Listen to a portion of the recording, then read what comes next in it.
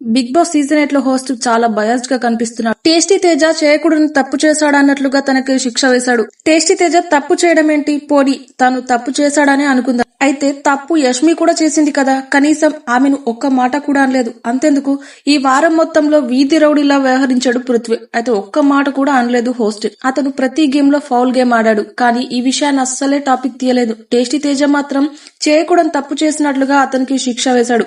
తప్పు ఎవరు చేసినా తప్పే కదా, అయితే హోస్ట్ దాన్ని ఖండించాల్సిన అవసరం అయితే ఖచ్చితంగా ఉంది. నిజానికి టేస్టీ తేజ చేసింది తప్పే. అయితే వీకెండ్ లో హోస్ట్ చేసింది ఏంటి, అతని ముందే ఎవిక్షన్ షీల్డ్ కోసం మళ్లీ టాస్క్ పెట్టారు. అప్పుడు నిఖిల్ ఏం చేశాడు, రేస్ లో తనతో పాటు నబీల్ రోహిణిలలో రోహిణికి ఎక్కువ అవసరం అని చెప్పిండు. నబీల్ తనకి కూడా అవసరం లేదని నాగార్జున గారు ముందే చెప్పిండు. మరి టేస్టీ తేజ కూడా అదే చేసిండు కదా.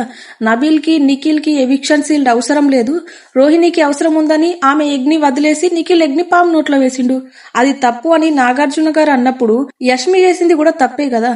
అలాగే నిఖిల్ కూడా అదే పని చేసిండు. వాళ్ళిద్దరికీ తప్పు కానప్పుడు అదే పని చేసిన తేజ అది తప్పెట్లయితది. అసలు టేస్టీ తేజ టాప్ 5 రేస్ లోనే లేడు, కానీ ఎప్పుడైతే హోస్ట్ ఇతనికి శిక్ష వేసిండో ఆ దెబ్బకి టేస్టీ తేజ మీద అందరికీ సింపతి పెరిగింది. టాప్ 5 లోకి ఖచ్చితంగా వచ్చేస్తాడు.